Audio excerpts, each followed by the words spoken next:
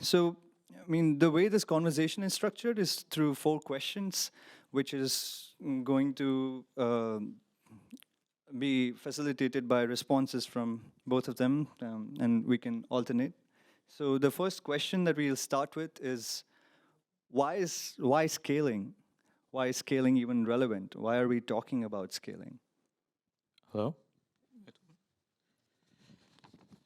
So thank you, Aman, for the introduction, and I think Vera and I will take turns in speaking about both this topic, but also in, I think, answering the questions. So I think one point that's really important to address is that the discussion on scaling appears when we talk about platform firms in general, as well as when we talk about cooperatives. And it's, different considerations come into play when we talk about platform firms and cooperatives in relation to scaling. So scaling has specific considerations when we consider, for instance, a VC-backed platform company and why they would be interested in scaling. So in the case of a VC-backed firm, for instance, there might be an interest in scaling fast and scaling wide. And we see this in the business and management literature being discussed quite a lot over the last decade or more. And there we see this argument being presented that corporate platforms need to scale quickly because of trying to take advantage of, let's say, some type of first mover advantage, and establishing themselves in new locations, for instance, and then trying to dominate a particular sector within that location, and then basically actively trying to keep others out. And often in places where there might be a lack of adequate regulation or lack of enforcement of regulation, there are tendencies to not be able to temper this, and then we see these concerns about monopolization. And then on top of this, if the industry has thin margins, for instance, and there's a large number of, let's say, users are needed to serve targeted ads to, then we still see a need to increase the size of the user base and the volume of transactions. To sum up, we see like this what Pinar Ozkan and her co-authors have written about, that we see 3 feedback loops emerging. So you have like this loop about trying to create a network loop, where you try to attract users within and across sides of a platform. And then that is complemented by a data loop where user preferences are aggregated and processed to better understand how more users can be attracted. And then we see a capital loop where you try to use this to try to attract capital, and then use your user base and high growth and so on to argue that we need more capital to continue growing. Now, all of this is underwritten by this VC-backed logic I talk about, and how it's okay to burn cash up front if you're providing generous initial discounts, so long as there is a prospect for an exponential return at some stage. VCs know that not all of their investments will be successful, but they want an exponential return from at least some of them. And of course, platform co-ops, many of whom will speak during today and then virtually as well, they have been created, many of them, to counter this logic and to challenge the negative effects of platform capitalism. But as platform businesses, they still face the competitive pressures of operating in these sorts of sectors. And if they operate in direct competition with established corporate players, for instance, and the income per transaction, for instance, is very low, then the cooperative still needs to get, for instance, a sufficient number of users to switch to their platform. And how do they then afford it if they aren't, for instance, able to give the same level of subsidies, basically, in economic terms, by compared to a corporate platform? And this is necessary to generate, so it becomes necessary to, this is not just a question of, we want platform co-ops to be viable, but it's about how can they best serve their members. So if their purpose is to improve members' salaries or wages or income, it depends on the type of platform they are, then they must ensure that there is this switching. And so, one of the ways that they try to do it, of course, from our research, my research, and I'm sure in Vera's as well, is that we see that they try to lower transaction fees. and another is to use cooperative membership as an enticement to switch. And this has to be carefully modulated, though, and I want to sort of leave my points sort of at this for now, is that you need to be able to modulate how many members you're attracting then on both sides of the platform, depending, of course, on the type of business model you have. In some cases, you want to attract enough workers so that members so that you're able to attract consumer members, but at the same time, you want to ensure that the worker members have enough work from enough consumer members so as to have that, for instance, level of income, if it is that type of a cooperative. And then, in some cases, because you want to see if the worker member can fit within your the culture of your firm that you have, like mutual trust and solidarity, you might have like a rigorous onboarding process for worker members and a different type of onboarding process for consumer members, if you're, for instance, a multi-stakeholder platform cooperative. So it's important to point out that a lot of these platform cooperatives have been not just created to challenge big tech. They've also been created to meet the needs of a particular underserved group, or are trying to create their own niche that hasn't been served by anyone. And so here considerations of scale are different, as there may be more emphasis, for instance, on building bonds between members, or trying to build a relationship with one or two major potential consumers, rather than scaling by having a large volume of rapid transactions. So I think this is also, a consideration in terms of why we scale, and in some cases, this has an impact on, how they will end up scaling. So it could be that they say that, okay, we'll stay small, but we'll see how can we collaborate with others. And so to sum up my points, we see that there can be an incentive to scale in terms of cooperation with other cooperatives and mission-aligned organizations. And an important reason for this can be, for instance, to lower the cost of developing software. Another could be to set pricing so that different co-ops have some sort of uniformity in pricing. Shared marketing is another one, could be another reason. And of course, finally, there's geographic scale. And this can be for different reasons, but one of them could be, for instance, to attract a tender that's in another region that is becoming available. So if you're a co-op in one part of the UK, Preston might become interesting because of something that becomes available there at a certain point in time. Hi, yeah. First of all, thank you so much for inviting me and for organizing this. It's very amazing to be with all of you today, and also a very warm thanks to all the platforms that are present here that have accepted to open their doors to us researchers and share their precious time with us.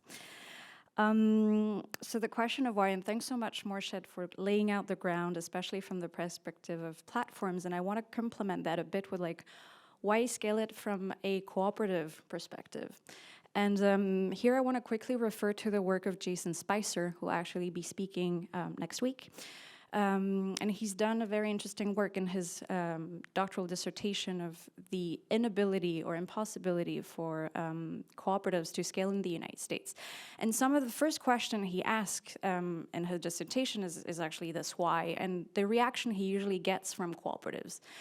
One of the first one being isn't scale a concern for capitalist platforms? Why should be concerned as cooperatives? And his answer is pretty much related to what you were saying, Morshed, in terms well, you need to be economically viable, and you need to be organizationally sustainable to be able to maintain yourself over time.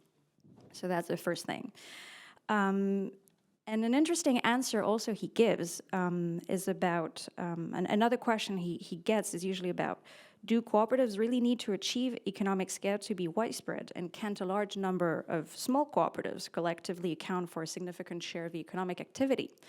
And what he says is, well, we've seen the success of networks of small firms in achieving scale, but economic activity remains dominated by large firms. So he basically says that if you have few large cooperatives in a given economy, then you're going to have a small cooperative sector overall, which could be a case for having at least some big platform co-ops, if we go from that perspective. And there's also for him basically an added aspect, which is scale enables you to transmit knowledge tacitly in person as well. Another point I want to make, beyond those kind of economic and organizational reasons, have to do with impact, right? Because if the idea is like you scale a co-op, what for? Not necessarily like, yes, you need to be viable, but mostly if you're not maximizing the profits, it's to maximize the impact. And in that case, we can also wonder, like, is the bigger the better? And being bigger might be better if you want to actually be able to inspire others, whether it's like cooperatives. If they don't know you, it's hard to emulate that kind of movement. And another aspect has to do with being able to also dialogue with some actors. And here I'm going to take the case of Mobilitat, which is an e-car sharing cooperative that is part of the Mobility Factory. We have Lucas here who will tell us more about the Mobility Factory. And what Mobilitat tells you is, if we wanted to speak with a city hall in Mataró, which is a 100,000 inhabitant city in the outskirts of Barcelona with 9 cars, we're considered as a stakeholder. But in Barcelona, if you don't have 40 cars, the city hall is not interested in talking to us. So you need also to have kind of that modular perspective on what it means to have what kind of scale depending on where you are. Morshed, do you have a response? No, I think I agree with what Vera said, and I think it's the factor that we have that she just touched upon about reaching a certain level of scale to be counted is something that has also appeared earlier in discussions regarding, for instance, cooperative banks. As well, in terms of what level of scale they should be, and something I guess that I don't want to talk into something that we are going to touch upon later, but it obviously also has an impact on what participation will look like in these sorts of organizations. But I don't want to sort of overreach already. Thank you for that. I mean, so that covers the ground pretty much for why we are talking about scaling in the first place and why it's necessary. And I'm sure you all have a lot of questions, and I encourage you to write it down because we're going to get to an audience round of questions right after this. But for now, let's move on to what are we talking about when we talk about scaling? You want to start, Vera? Sure. Thanks for the question. And I think that here I want to try and think collectively about, and also Morshed, you started talking about upon it. Scaling, when we talk about scaling a platform, it's actually not exactly the same thing as scaling a cooperative. What we, in the literature, scaling is not growth for platforms. Growth is going to be the initial stage where until you reach the critical mass that then is going to enable you to benefit from network effects.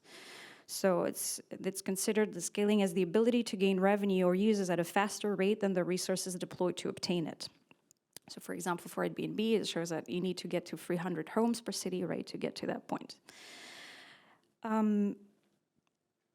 But we know this is not the objective that platform cooperatives are pursuing at the moment. They are looking for growth rather than this kind of scaling up. Their point is to reach the critical mass they need to be viable, rather than already think about the network effects that are going to head there. So, and it's actually a question, because that the future will show us, is this critical mass going to be enough? Or do they actually need the network effects to be sustainable over time? Because at the moment, most of them and the way they project themselves is like, we are becoming viable and we're going to be able to sustainable by operating in a niche market. We're not aspiring to be dominating the entire sector. While the cooperative logic of when we talk about scaling, and as we were talking about before, it's not only about being viable, it's also about the impact. So it's not only impacting the numbers, it's also impacting beliefs and impacting policy. And in different way, whether you're reframing and spreading ideas, you're trying to change norms, you're creating networks or community of practice. And so it leads me, one of my questions is, should we still talk about scaling or should we talk about growth? Isn't there kind of a fundamental misunderstanding between scaling for platforms and scaling for cooperative? And I'll let Morshed respond to that. I think that those are all really excellent points. I think one thing, for instance, that we see in this sort of tension was something that we heard yesterday from Eric about how if you are trying to compete with Uber in New York, you need to think about how to encourage enough consumers to basically join their own platform, the Drivers Co-op's Co-op Ride platform, because otherwise you won't be able to give enough work to the drivers. And one of the things they did that was different than that's something that a corporate platform can't offer is to tap into social movement networks. And I think I think this issue of how to sort of bridge some of these pressures that are created by the platform business model. So I would add like a third element that instead, including the software and the cooperative, you also have the platform business model. The tension between this and the cooperative can be reconciled by using some of these sorts of creative approaches. I think, of course, when we talk about what is scaling, it's, of course, a macro question in the sense that, of course, this will depend on what type of cooperative you are and what purpose you were built to serve.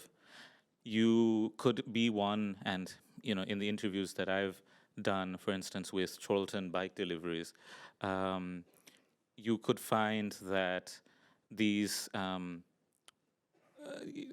cooperatives were created to serve a particular community. And if you do have an interest in scaling, it will be quite different than, let's say, with an EVA.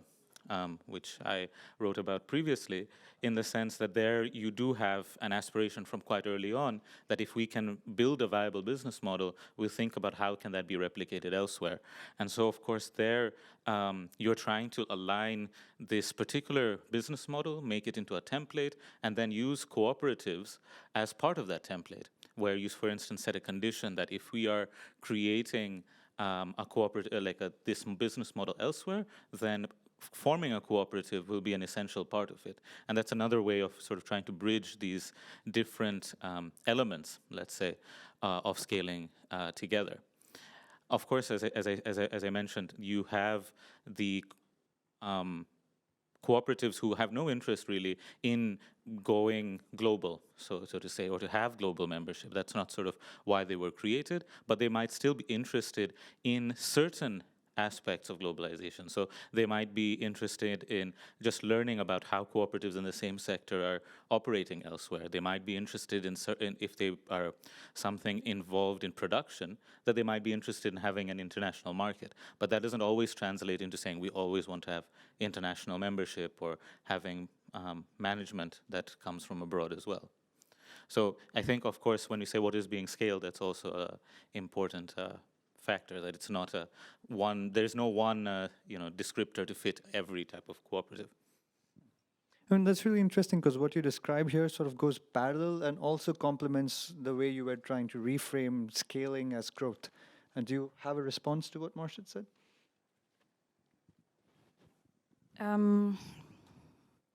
No, I think the last aspect that Morshed touched upon and that we're going to keep on talking about is there's no one-size-fit-all model here.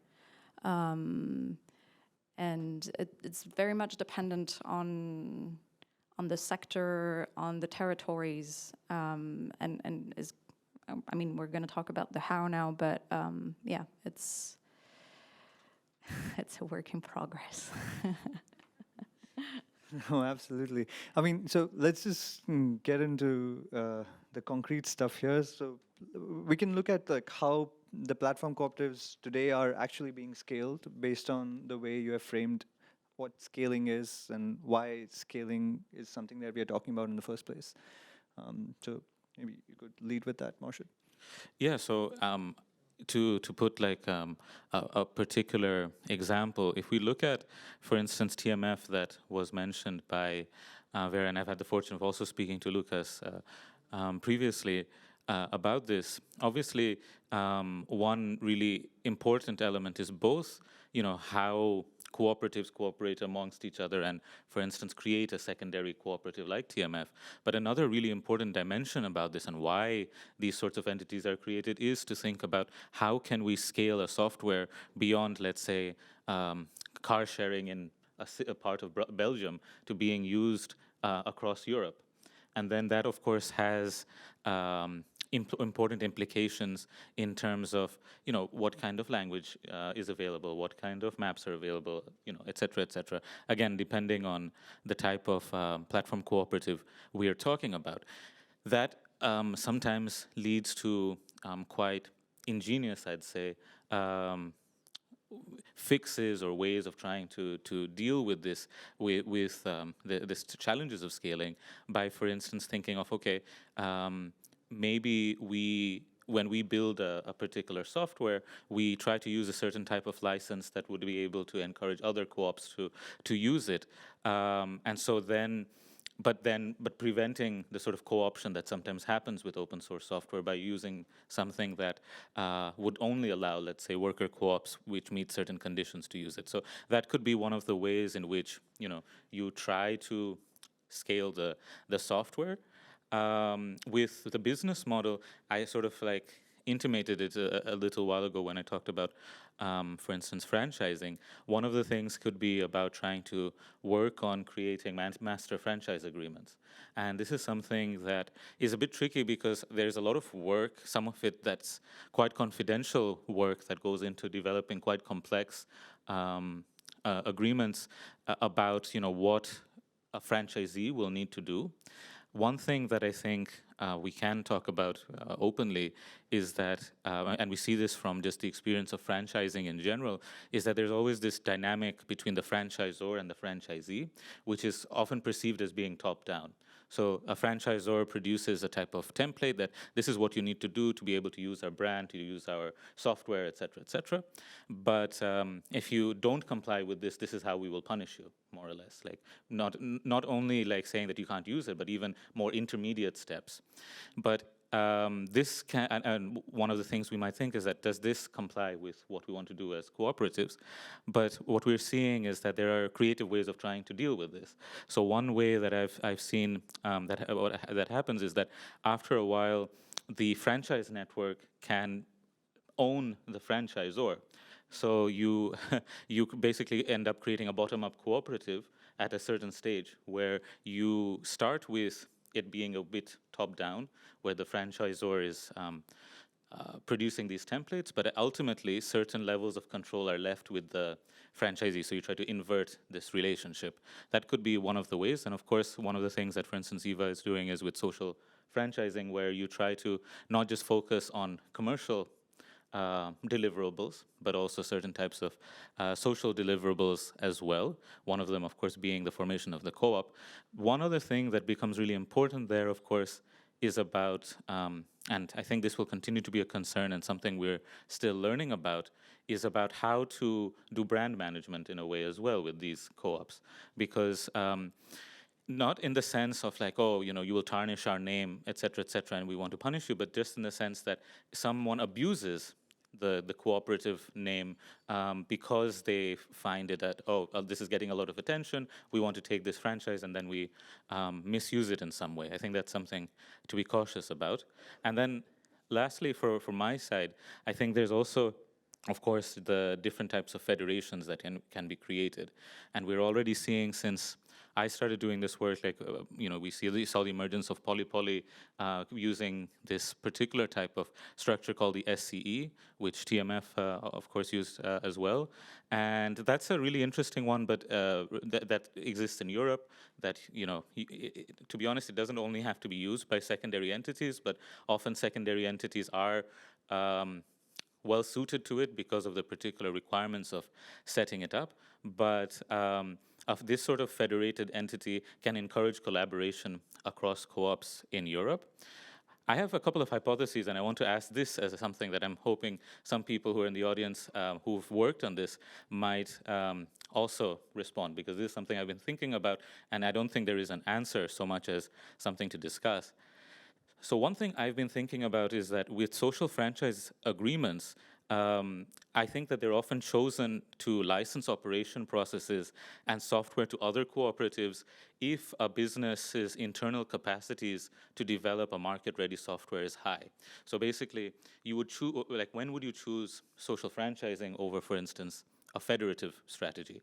So my hypothesis is that if you internally have, let's say, people who are competent in developing a certain software, you would try to develop it and then try to franchise it, while if you are struggling to develop the software, you might then look towards a federated strategy where you work with other cooperatives. Maybe you own the IP through this secondary entity as a way of trying to overcome this internal development issue. And the second hypothesis I have is about social franchising would be opted for when a global brand is really important, as opposed to local brands being important, in the sense that you want to create one brand name that everyone uses around the world, which is the sort of idea with franchises in general. But you would use the federated strategy where, yes, there will be a secondary entity with its own name and own sort of identity. But what's really important and what people will be using is the local company, cooperative in, like, let's say, in Belgium or Spain or Italy. And what's important is the identity of the cooperative locally. So I'm curious if that is also something that others feel is the case, that this would be the elements in choosing how they would grow or scale. Thanks, thanks, Morshed. Yeah, it's. I think you touch a lot on a lot of many interesting points, and especially what happens inside the organization, and we're also going to have to talk about scaling. Pretty much also depends on the conditions outside of the organization. And so to go back a bit to cooperative history, what we're seeing and what you were talking about basically whether it's social franchising or SCs or other forms, it's always some sort of like networked or federated structure that we see that ables to articulate basically platform development that's going to be under one entity with the many different cooperatives are going to be taking care of platform deployments. And it's pretty much in line with the history of cooperativism as been documented, of scaling cooperatives through replication and federation, and this being in line also with the seventh principle of the ICA of cooperation among cooperatives. And what we see is, I think this federated model is particularly seen when we have like territorialized activity or location-based, where it makes sense to make this differentiation. I guess for like cooperatives are mostly focused on location independent or data. This might not necessarily be the most present and most adapted structure.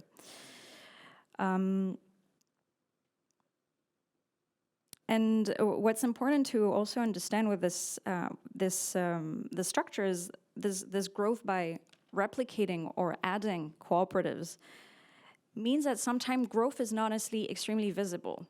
Because if, for example, you look at TMF in terms of number of employees, it has been pretty much stable. The size of cooperatives, they can grow in terms of users or not, but also in terms of like employees, it's pretty much stable. But the number of cooperatives that are basically using the software is the one that's growing at the moment. And so this is how you see that actually it's being more and more adopted.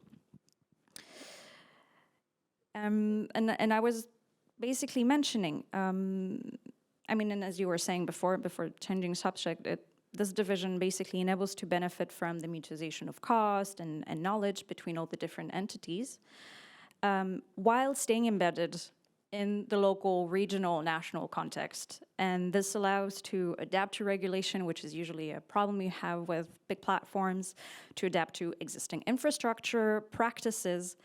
So it's basically you have kind of a modular structure for a modular practices and uses. And it also allows for more territorial justice.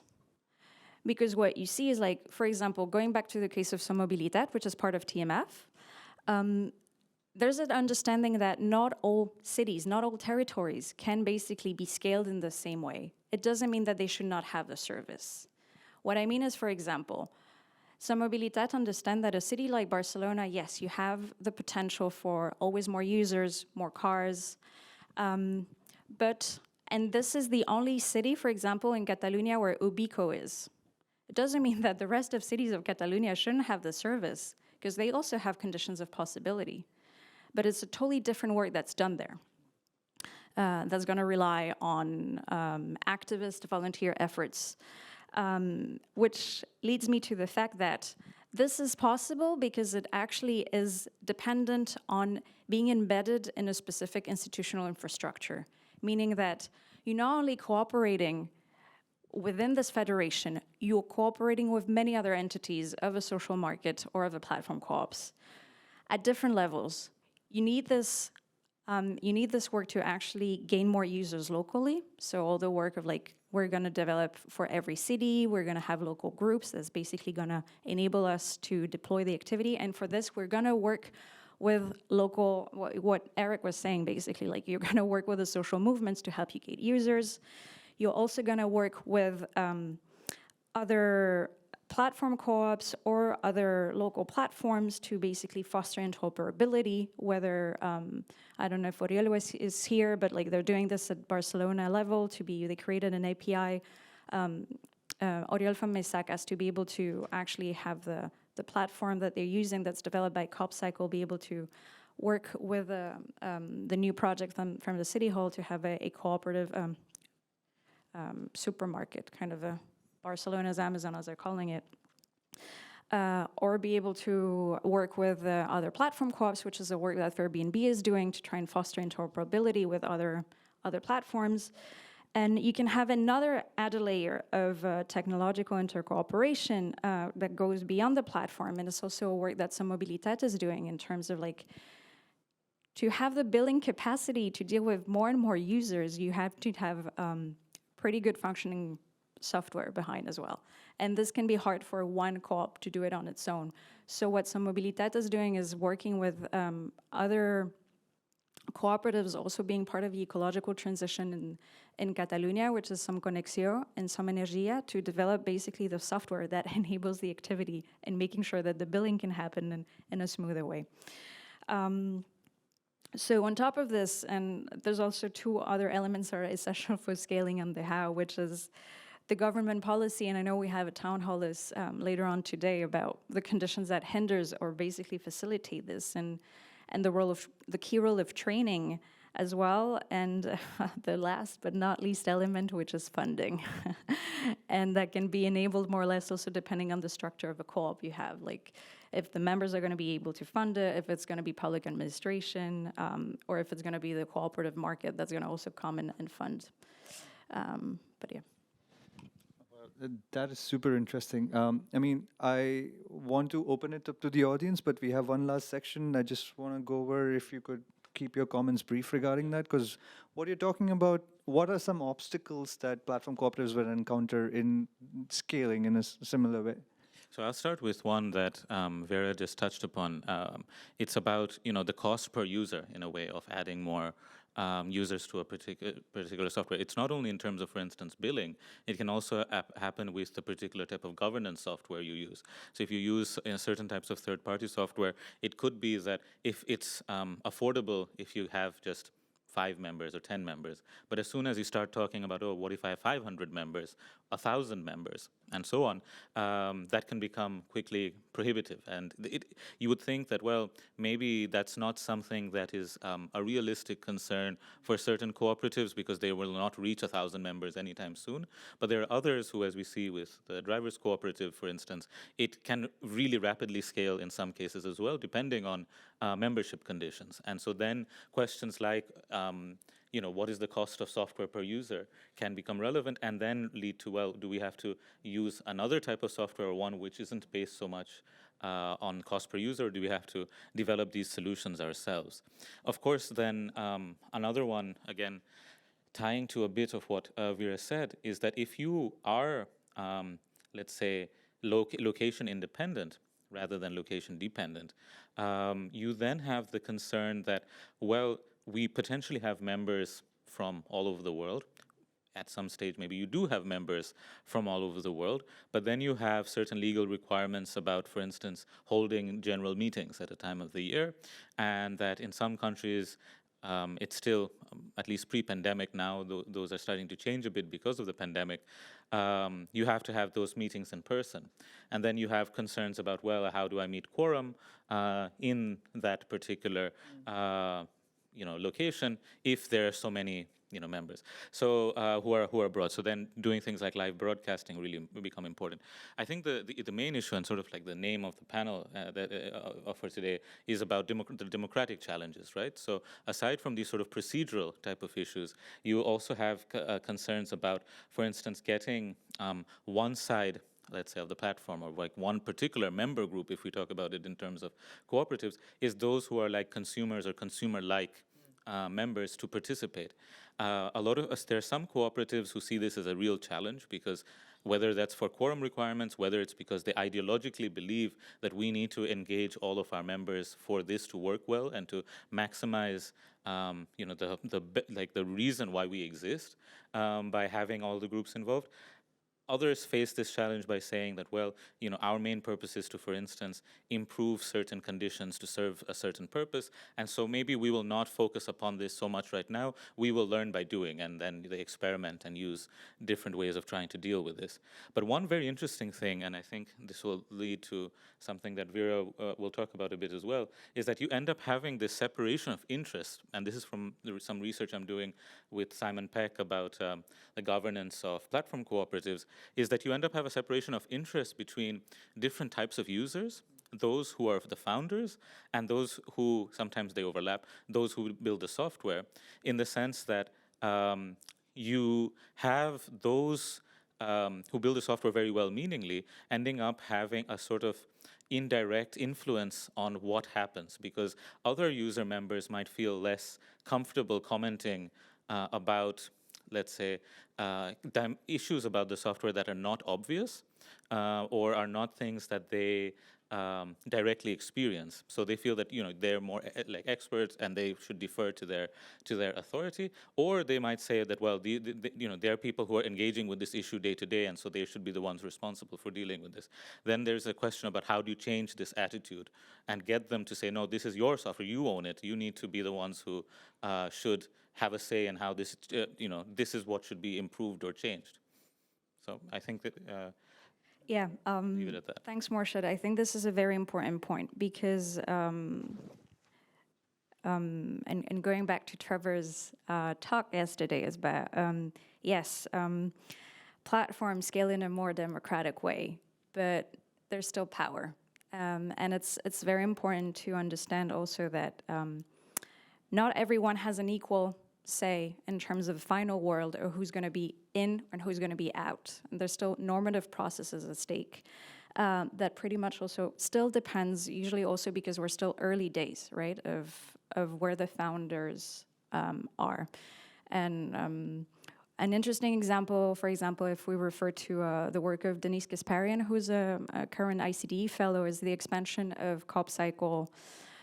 Coop Cycle still basically being the entity doing the platform development, not the deployment, to Argentina, and them having to adapt not only to practices that are different, paying by cash, but also one that basically contradicts one of their fundamental value about the ecological transition, where Coop Cycle only wants to use bikes, and the reality of Latin America is like, well, you need motorbikes. And there's been a lot of time spent on debating that, having to adapt. They found some compromise, but who has the final word is still Coop Cycle. It's not what you call the primary co-ops, or the ones actually doing the deployment in this case. In cases where it can be different, for example, in the case of TMF, where it's really much the cooperatives who has the say.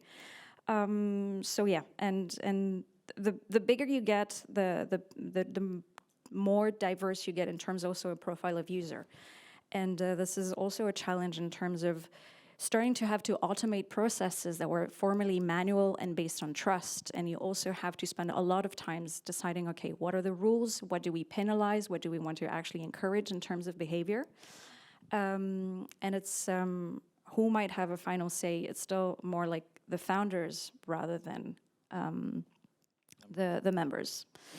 And one last thing I quickly want to touch upon is Many of the examples we have here are developed in the global north, and there's a really big question of when they start expanding to the south, what does it mean? How do we make sure we're not reproducing the privilege from coming from the north in terms of what it means?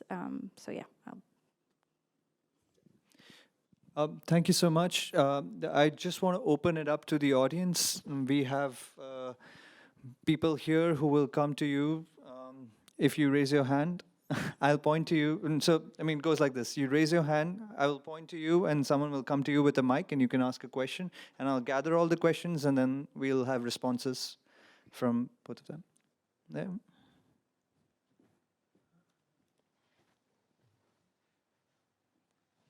Oh, sorry.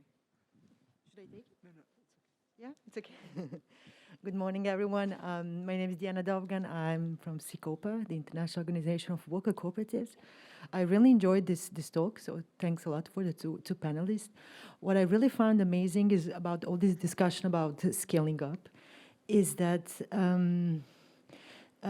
it's something that we heard as well in other places, maybe in more traditional cooperative sectors, because the challenges are the same for all cooperatives. And what I would like to pass as a message, I think it's important to build bridges with also more traditional cooperatives, traditional sectors, because they've been going through the same questions, or they are still going. I'm thinking of maybe the experience of social cooperatives in Italy, forming consortia, also dealing with these tensions between local and global, and or some industrial cooperatives as well, forming groups. I think the Mondragon experience is really interesting in this sense. So I would really encourage platform co-ops people, and also you researchers, also to knock on the doors of maybe more traditional cooperatives, and also talk with them, because they've been going through these questions of scaling up that you, and the other discussions that you mentioned before, like the governments also, how the governance is supposed to evolve when you scale up, etc. They have also some experience, I think, to share, sometimes instruments as well, sometimes financial instruments that are very specifically adapted to cooperatives' needs. And yeah, that was my message. And Vera said something very, very interesting about scaling up. It's a sector/territory issue sometimes. And it's also very interesting to see that historically cooperatives have been organized at territorial level. So very often cooperative federations have been organized per sectors and per regions. It means as well they understood it very, very quickly, I mean very early, a long time ago, that you need to address those issues by sector and by region, because there are some specific reasons for that. Thank you. Thank you for that. Do you have an immediate response to this? Please raise your hand. So, while someone raises their hand, thank you very much for your comment. And you're absolutely right. One of the things we haven't really mentioned is some of the things that perhaps have more to do with the scaling up being a platform. One of those is, for example, the fact that unless you're a data cooperative or the technology you use is very, you need more complicated algorithm because of the activity you do, for example, in cases of geolocalization. Most of the platform co-ops I know of who don't belong to those categories are not relying on data for the business model. They do not need right now to extract data and analyze it, which means that if you don't have a business model that's not based on data as to be able to actually grow and scale,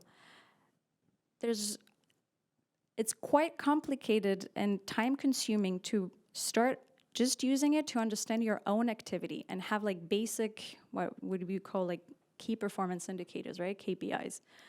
And it actually, there's a huge question of, do platform co-ops, what kind of data do they need? Before even talking about the governance of it, but like, can they use their own data they're generating in some way? Because right now it's very incipient and usually not priority concern. And you also have like other issues of like lack of interoperability between the different instances using the same software. So this is also kind of, those are more like platform-specific, perhaps, issues.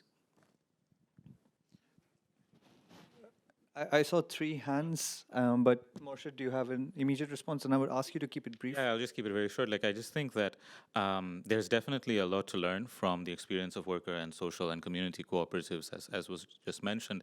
I think one dimension that becomes really interesting is to think of like basically the capital concerns of platform cooperatives vis-a-vis very like traditional cooperatives. So I recently attended a seminar organized by Cicopa on the internationalization of worker cooperatives, and they talked about, for instance, a ceramic cooperative buyout.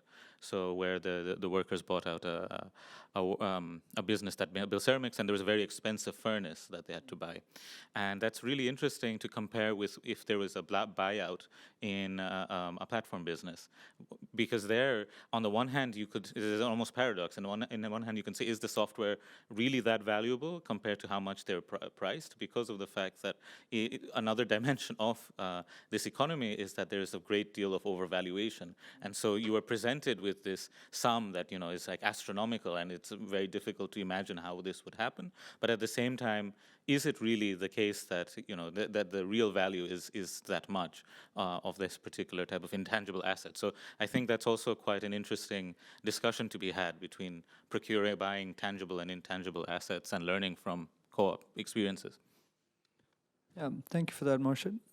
So I'm going to collect the 3 questions all together and then give them a chance to respond. And I would ask you to keep it brief. One was there. Hi, my name's Vika. I'm from Cooperatives UK. I found extremely interesting the conversation about maybe like unspoken power dynamics in co-ops when tech comes in, and just how powerful the ones developing the tech can become. And I think it's something we really need to be aware. And it comes also out of the fact that like people developing the software are putting in a lot of voluntary time, and they would be so expensive to contract and so on. But I do think it's really important to think about it at these early stages, because as cooperatives grow, this culture can remain embedded in the organization. And I think just we could learn a lot from the recent social movements, that a lot tech was very much part of the power that was gained by these social movements, and how the power dynamics developed in these organizations as well, and the failures there. So it's not really a question, but a comment. Thank you for that. This one up in you had.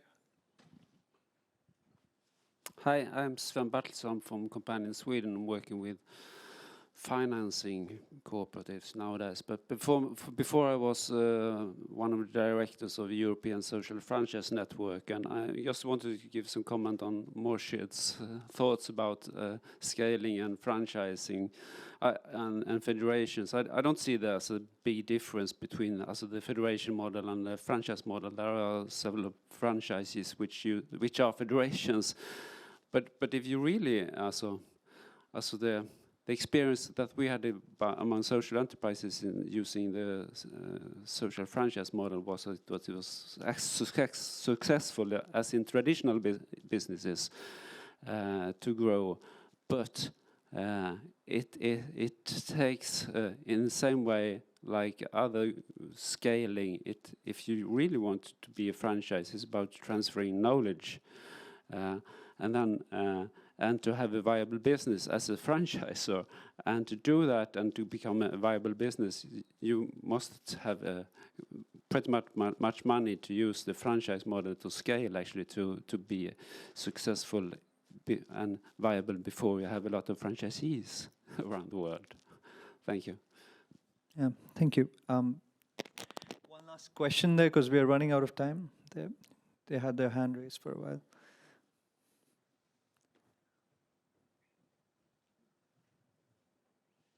Hi, I'm Caroline with Art.coop and Open Collective. I have a question about the cultural side of what was just mentioned. Like, can you give examples of moments when the platform co-op and, let's say, tech and developer participants, members, are culturally connected to worker owners that are not using tech platforms. So less about data or the business structure or analogies, but if we're building this movement together, can you give examples of the cultural, like friendship and organizing that's happening across more traditional, let's say, worker cooperatives and platform cooperatives, and hope that you see in this space, learning and cultural connection? I think we can get to responses for now because we don't have too much time, but I'm sure this discussion is stimulating enough to take it after the talks when we are on our breaks. But I'll be very quick and give an example for this one as well as to Ludovika's point, and maybe I'll be able to talk about the franchise point as well. So I think the seminar that Sicopa organized recently had a very interesting example of this, where they had another cooperative presenting, which was a tech workers cooperative based in Bulgaria. And there, what they talked about is that they're all, members in Bulgaria, but they voluntarily collaborate with other tech worker cooperatives all over the world. And this is done not because out of some, grandiose compulsion to scale, to, become international in some particular economic sense, but in the sense that, well, we are part of this cooperative movement, we have a lot of shared interests, how can we support each other? Part of it can become economic, part of it is not. And so there is definitely, for instance, just having calls, talking with each other, talking about issues that they have, and how this can then be supplemented by building particular new types of applications, working on their software, identifying issues with their software can be one thing, but also just having sort of social moments where they meet with each other was also a really important element that allowed them exposure to the wider world. So that's, I would leave it at that for now, but I'd be happy to continue talking about that. With with Ludovika's point regarding learning from social movements, and I think you also mentioned about the importance of culture and this tension of tech workers of the tech leaders becoming entrenched in a way over time. I think there are two elements to that. One is that you either rely on the founders having very certain noble qualities, I'd say, of being self-sacrificing, realizing that their own power is becoming entrenched, and then voluntarily walking away. Maybe we're too early to say if that is actually happening already, but that is something that I know from the interviews I have, that some people are self-aware enough to realize that, well, we ask questions about something and we don't get enough responses. We post on a particular message board, we ask people these things, they don't respond yet. But we're thinking of how to deal with this. Some do it this way, and others say, well, right now I have to build, especially those who are earlier on, we need to build a viable cooperative, a viable business, and that's what I'm concerned about now. Hopefully I have it in me that 2 years down the line, 5 years down the line, that I will be willing to put myself up for election and be voted out. That's something that we see, I think, depending on the level of where the co-op is, I guess, in their life cycle. And finally, with the franchising thing, I think that's sort of what I was trying to get at with the example of, franchising, social franchising, creating a federation and becoming a sort of democratic entity as well. I think that this is maybe the ambition with some of this, the aspirational social franchise networks that we're seeing, is that they would become this sort of federated structure over time. But, I think over time we will see this blurring of these two, type of strategies. You want to take the questions? Okay, that was a very stimulating discussion. Thank you so much. Can we have a round of applause for Vera and Morshed? Thank you so much, Aman, and thank you everyone for listening.